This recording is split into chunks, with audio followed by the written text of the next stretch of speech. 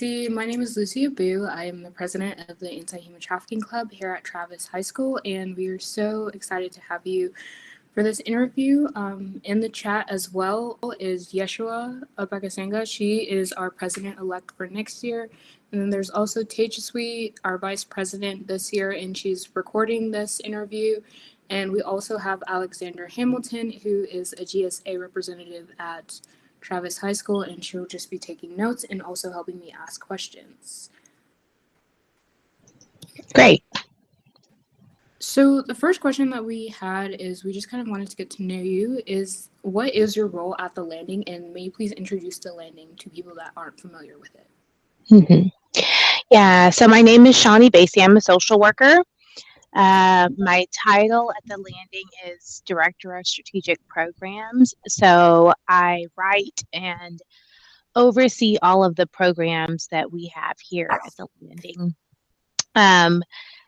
When you think about the landing, we are an anti-trafficking agency, and we have three primary programs that we operate. So we conduct outreach to victims of human trafficking or potential victims of human trafficking. We do that by sending volunteers and staff into the street where individuals are likely being trafficked. And they're reaching out, letting individuals know who we are, what we do, and trying to build relationships with them. We do that in the court setting as well, working with people who may have trafficking or prostitution related charges and letting them know about our services.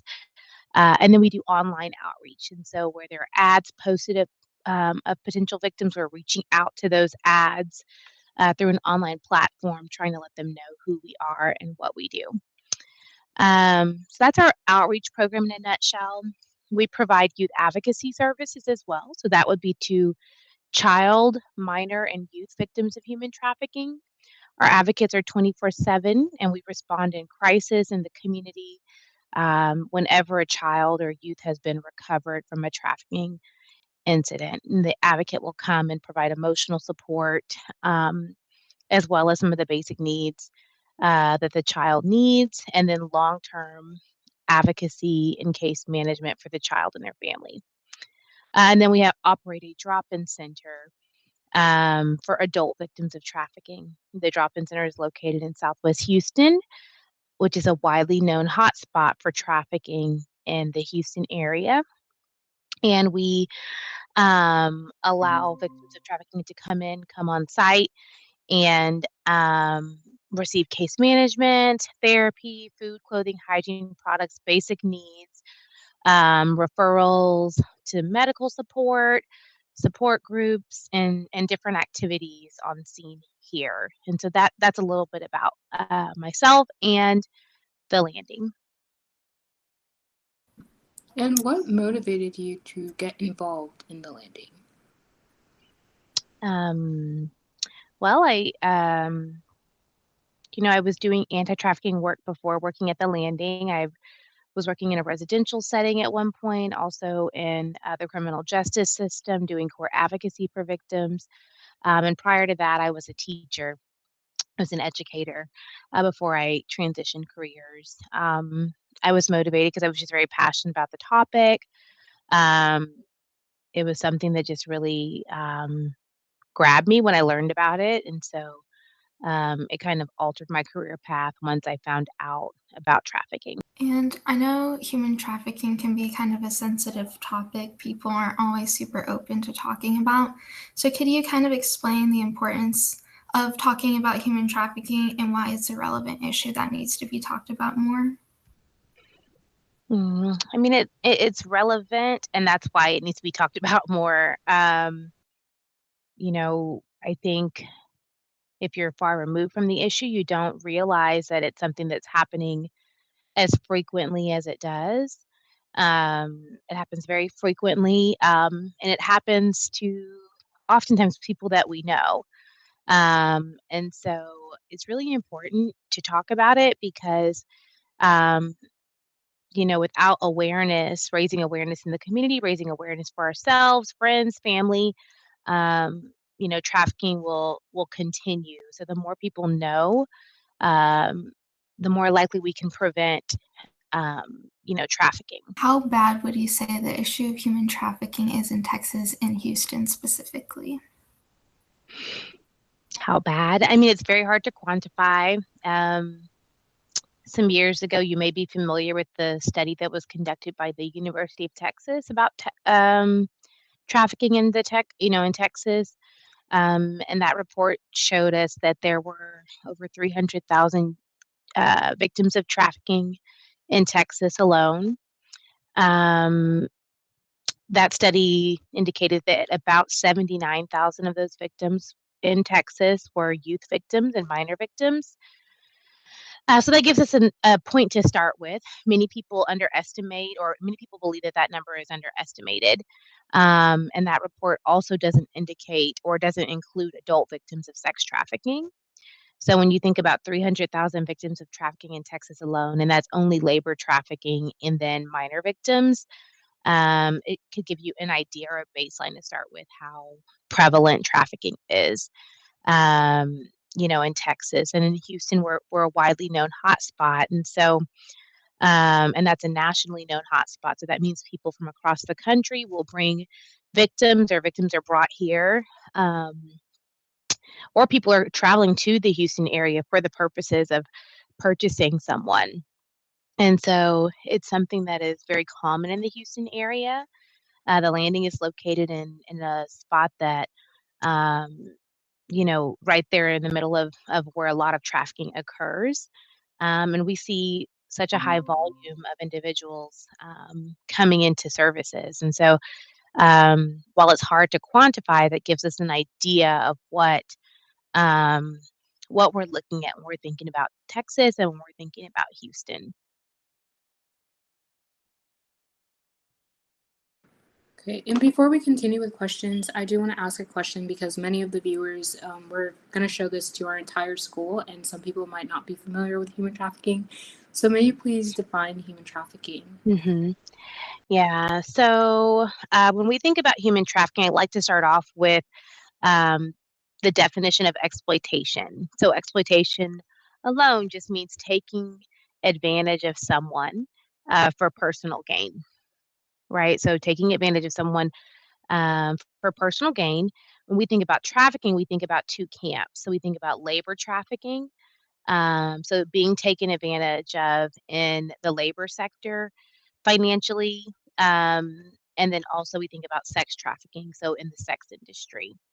So we think about exploitation.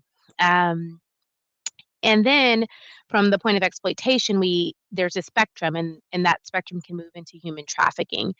And so the definition of human trafficking would be it would just be the act of recruiting. That means just recruiting someone into a trafficking situation, harboring, so letting them stay in a residence or paying for them to stay somewhere, transporting them, or obtaining them, providing them by the means of force, fraud, or coercion for the purposes of commercial sex work or labor work. So basically, some kind of act that includes force, fraud, or coercion for the purpose of commercial sex exploitation or labor exploitation. When we think about sex trafficking, one thing that's really important to note is that legally you don't have to prove force, fraud, or coercion.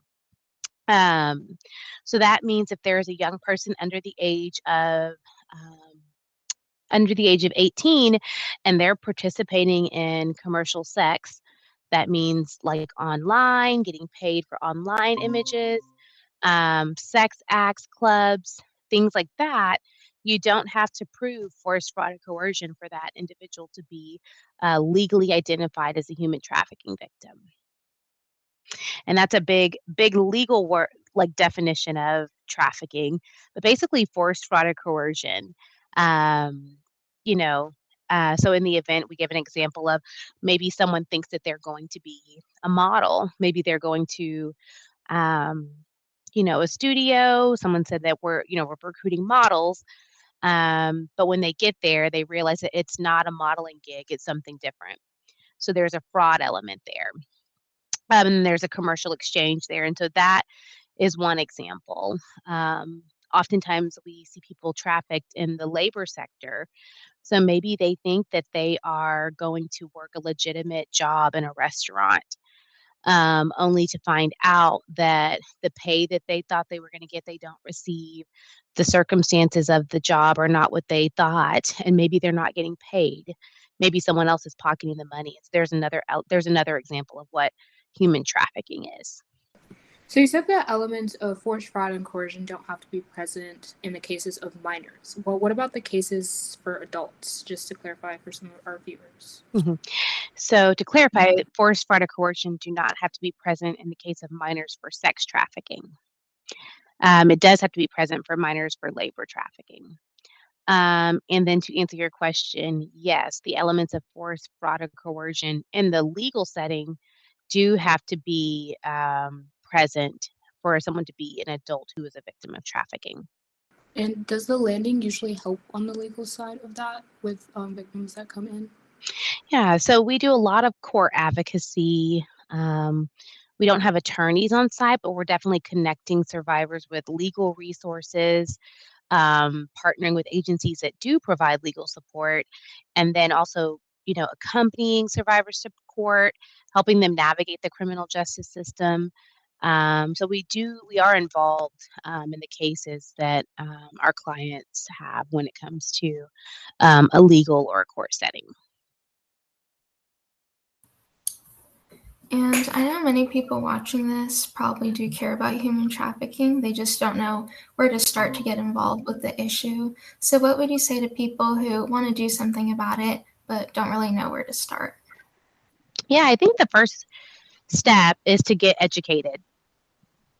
So, understanding what human trafficking looks like, understanding the red flags, understanding the definition of human trafficking, understanding the prevalence. So, all of the questions that we're kind of covering right now, those are really good first steps.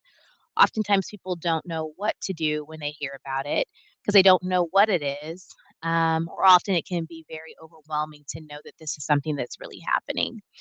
So I think the first step would be to uh, just educate yourself, understanding what it is, its many forms, the way it looks, presents itself, the red flags, is the first step. Is understanding it. Then after understanding it, you may be able to get involved in a variety of different ways. Whether that be just supporting friends, helping them be aware, knowing the red flags yourself, helping friends, helping peers, or getting involved with an agency like the Landing or others that are providing direct services to victims of trafficking. It can also maybe shape your career path if it's something that you're passionate about, injustice or human trafficking. What might you do when you're thinking about the path that you want to take in your future? How has technology impacted human trafficking? So the positives and negatives, in what ways has it made the issue worse, and in what ways has it helped the anti-human trafficking effort? hmm And how does the landing use technology? So technology is definitely something that is used by traffickers in recruitment. So when you think about social media, many kids, youth, vulnerable individuals are on social media platforms. So many of them that I don't even know at this point. But so traffickers are reaching out to individuals, are grooming individuals, um, you know, on these technology platforms. So that's one. Technology is utilized in a variety of different ways in the trafficking industry. So that may be posting ads of victims. That may be with the types of money, financial transactions that are happening. Um, so there are lots of ways that traffickers are utilizing technology, or even people who are purchasing or buying people. Um, they're using it often on an online platform. And so that's something to be mindful of. When we're thinking and talking to youth, being mindful of what's being posted online, who you're communicating with online. Oftentimes it's not who you think it is or how they present themselves. And so oftentimes traffickers are manipulating or identifying victims online, posting them online, and then, operating the businesses online as well.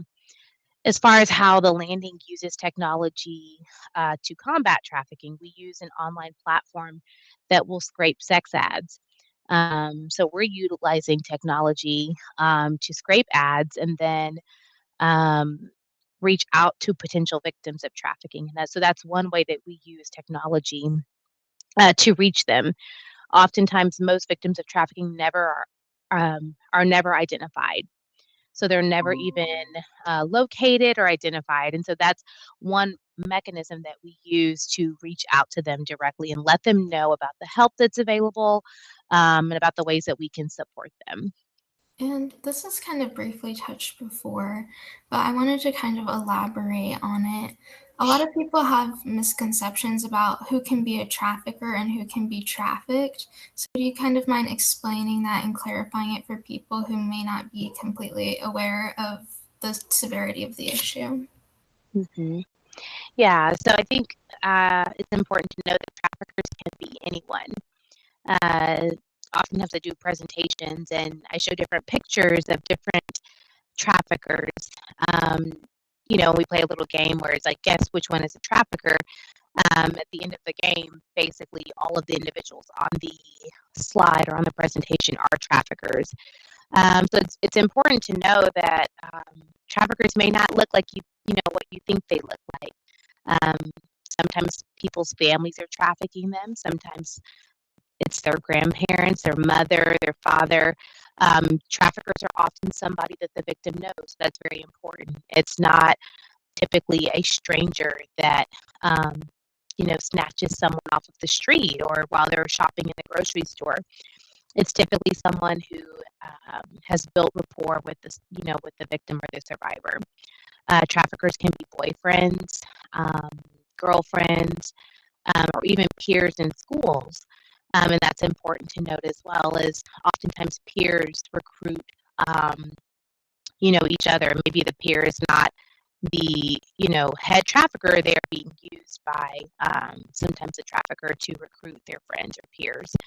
Um, so to answer your question about what traffickers look like, they come in all shapes, colors, genders, professionalism to, blue collar, anyone can be a trafficker. So it's just important to know to be very vigilant and to not have a stereotype about what a trafficker looks like.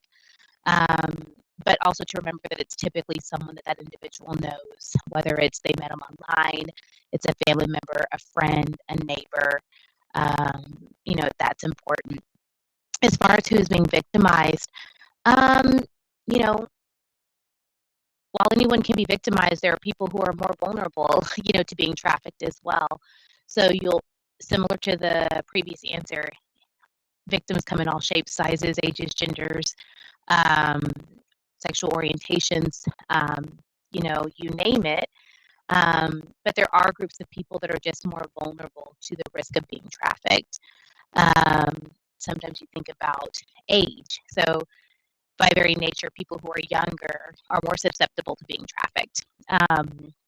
People who may identify as LGBTQ plus or in the community, who are stigmatized, people who are experiencing poverty,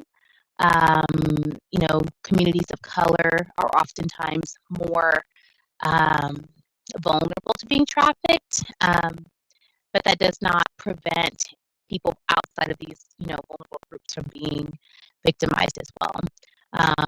So to answer your question, anyone can be trafficked, but there are certainly people that are more vulnerable to traffickers. And what do you believe is an ideal age for someone to start learning about human trafficking and get involved in the human trafficking effort?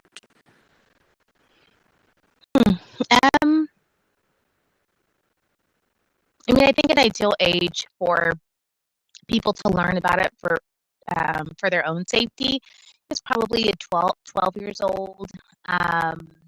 Your middle schoolers. It's certainly a challenge to get this education into the community at that age. but it's an age where people are still very vulnerable to being trafficked. And so that's important. I would say middle school is an important time to start talking about the topic of trafficking with individuals. And I don't know that there's an ideal age to get involved with it. Once you know about it, there's a wide range of opportunity for you to get involved, whether that's to be self-aware, to learn about it for yourself, the safety of yourself and your friends, your family members. But even at the age of 12, we can all make a difference. So we could all, we could engage with agencies like the Landing. We could provide support. We could raise awareness with our own friend groups and circle groups and fears of influence. So I think that, at the age in which you learn about trafficking is the age in which you can get involved in the movement. So the age in which someone can get involved at the Landing, it varies depending on what you want to do. So, for instance, if your group wanted to do a donation drive at your school, you could do that. So I think the volunteer opportunities and the ways to engage vary depending on your age. But the answer that I gave previously was, at the age in which you learn about human trafficking is the age in which you can get involved in some capacity, whether that's raising awareness with your own groups, learning about it for yourself, keeping yourself safe, your friends safe, supporting agencies like the Landing. We're happy to help. You guys brainstorm ways in which you want to be involved. We've had young groups, Girl Scout groups come visit, obviously not while survivors are here on site, but we've had them, make cards and gift bags and things like that. So there are definitely opportunities for people to get involved at any age.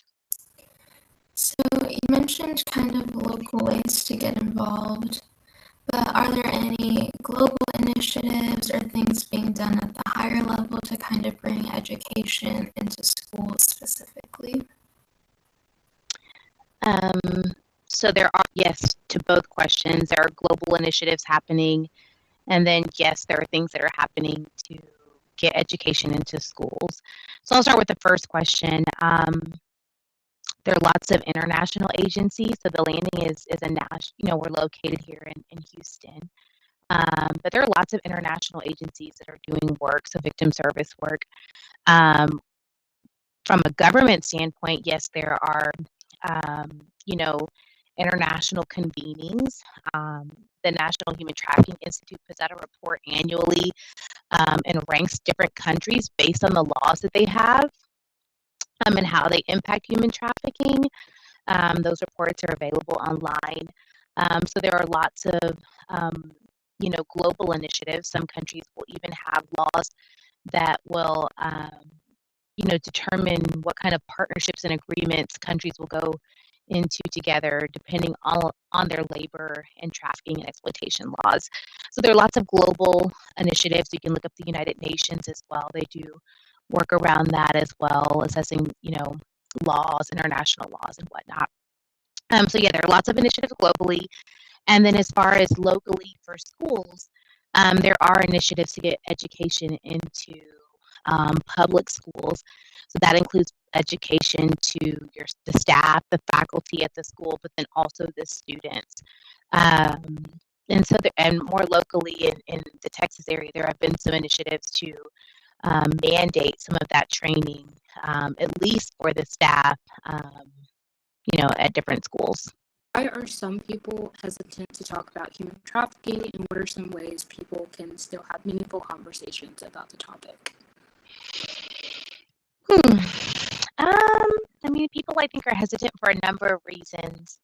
One, talking about sex is taboo. So that's the first reason. I think oftentimes,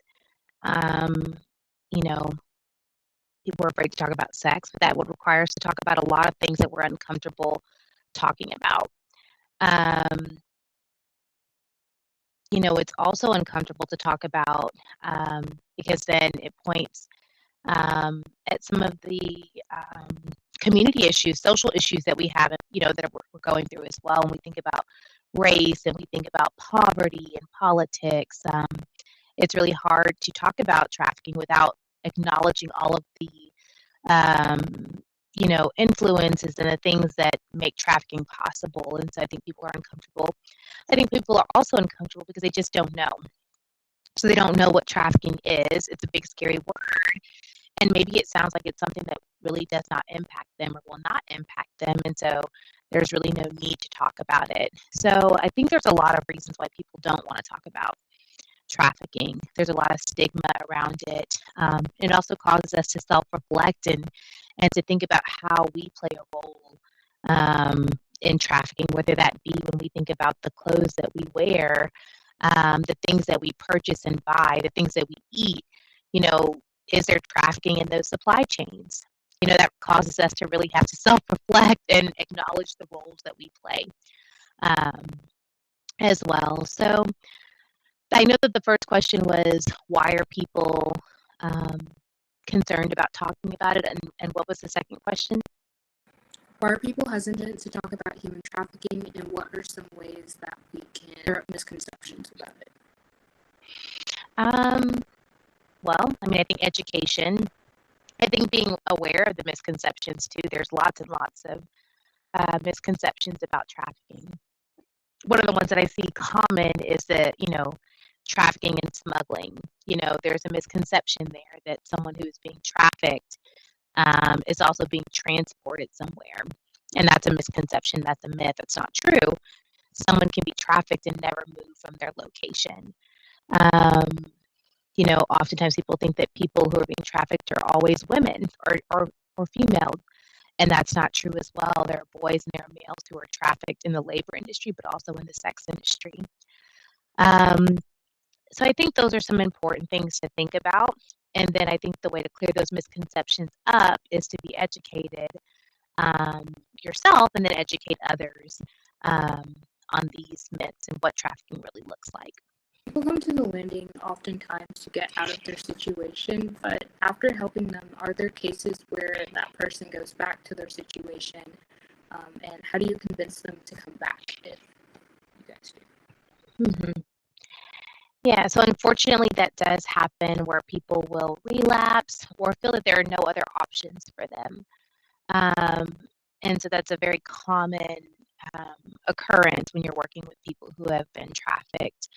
And so our model is a relational model, so it's to build rapport with individuals, to build community, to let them know they're safe, and to provide a path out. Oftentimes victims really just don't know that there's a path out of their situation. Maybe the trafficker,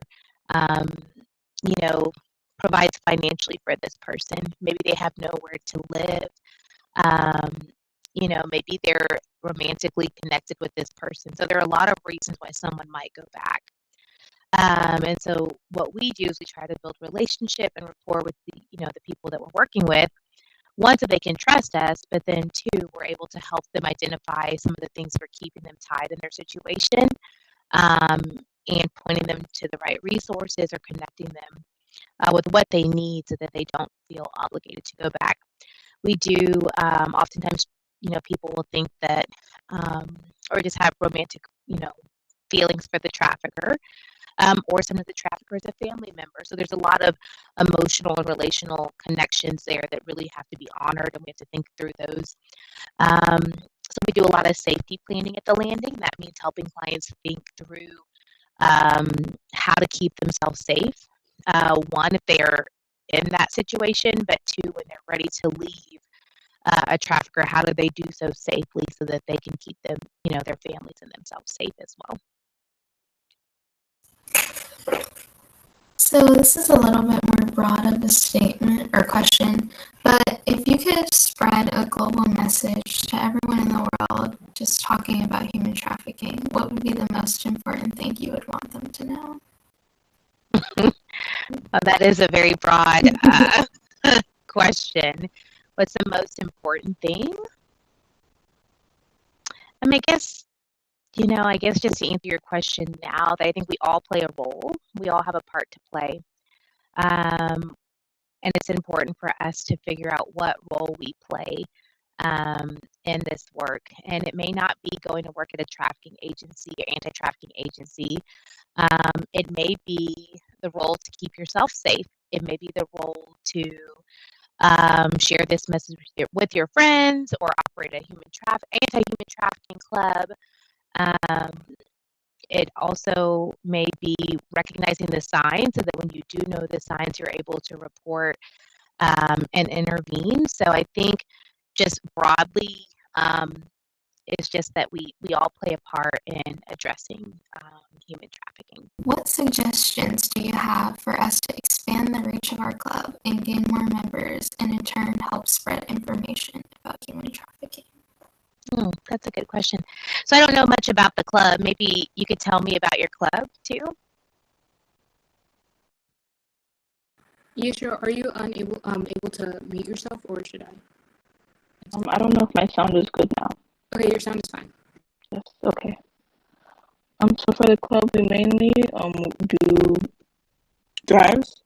We do drives, and we have like information, like show PowerPoints and then videos about a specific aspect of human trafficking. Yeah. She cut out. So I'll just continue for her.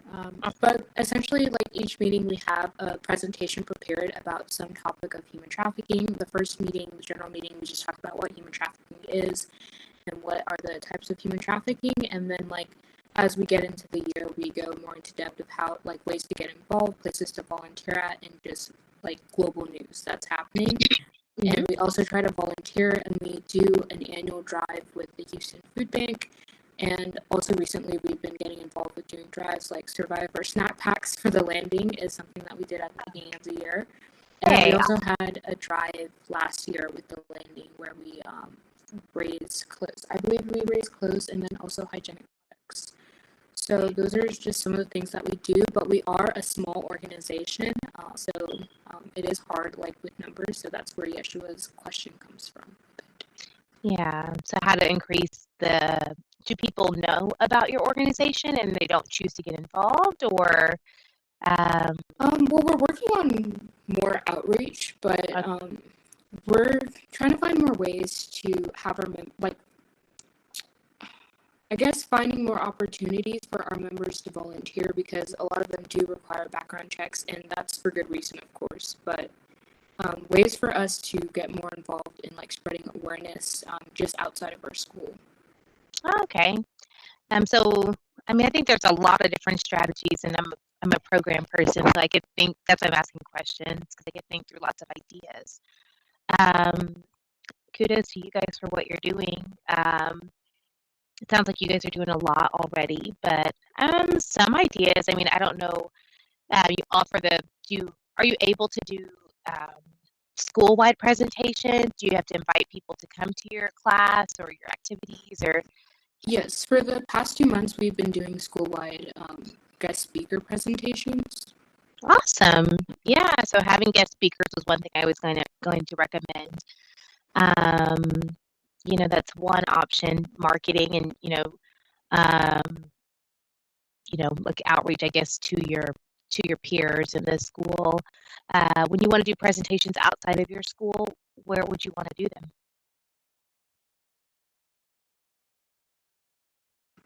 Places that we thought of are churches or parks. Yeah, I mean, I've seen lots of interesting strategies. People do marches, and parks, holding signs or sharing with people, passing out information to individuals, at the parks or at the churches. Sounds like you guys get to get volunteer hours for what you're doing, so that's an incentive for some students who need volunteer opportunities and things like that. There's a couple of junior boards through some of the organizations that we work with who do something similar, but their boards are active in getting their schools engaged with drives and things like that as well. So it sounds like you guys are doing a really good job. Well, thank you. Yeshua, do you have any further questions, or does anyone have any questions? Tejasvi, I know that you can't unmute yourself, but if you want to send a message, then you can. But I had one more question. Oh, okay, sure. So it's what goals do you hope to achieve for the landing, like long term, and for yourself as well? So like long term goals. Yeah, for the landing long-term goals, obviously our goal is to just help survivors become free and independent.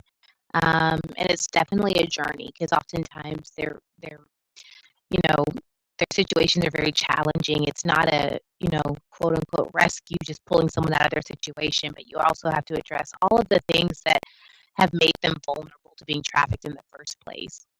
So that makes the work very challenging. But our long-term goals are for survivors to be free, of course. And then, also to prevent future trafficking, like to create a space of, ideally, we'd love a space, a world where trafficking doesn't exist, and so that comes through awareness, addressing the social issues that are going on. And doing the work with the individuals that we serve. So a goal that we have here is doing the work with excellence, serving survivors well, and helping them become empowered. That's one big initiative for us is to help empower survivors, not to cripple them, but to help them get on their feet. And that's a long-term goal for us. And then the other question. You always ask two questions at the same time. Sorry. The second part was for yourself individually. So your long-term goals. Oh, we don't have enough time. I don't know. I have lots of goals. I always am striving to learn. I'm doing my clinical hours as a social worker. I think, I don't know. I'm very interested in just justice work in general. I think that's another thing to note is that sometimes by addressing other social justice issues, you're addressing factors that involve human trafficking. So when I'm addressing child welfare or poverty, there is an intersection with trafficking. And so for myself, I would love to do a little bit more research, like go into research. That would be something really neat to see happen, and probably a little bit more policy work. So like public policy work would be something very interesting to dive into. Okay, thank you so much. I don't know when this call is going to end, but just one final question for our viewers. What age can you volunteer at the landing, and what is required to become a volunteer? So I can answer the best of my ability. The age to volunteer while survivors are on site is 18. So we do have volunteer opportunities in which you could come to the center, you could do activities, trainings. We have people come to donation drives or paint rooms or things like that. And there's not really an age minimum. The age minimum comes into play when you're engaging with, the clients or the survivors. And was that the question? What age? That was our final question. Thank you so much for agreeing to this interview and taking the time out of your day. We truly appreciate it. Alexandra, Yeshua, does anyone have anything else? Just thank you so much. It was very informative, and I know a lot of people will get a lot out of it. So thank you. Awesome. Thank you, guys. Keep up the good work. Thank you. Bye-bye. Bye.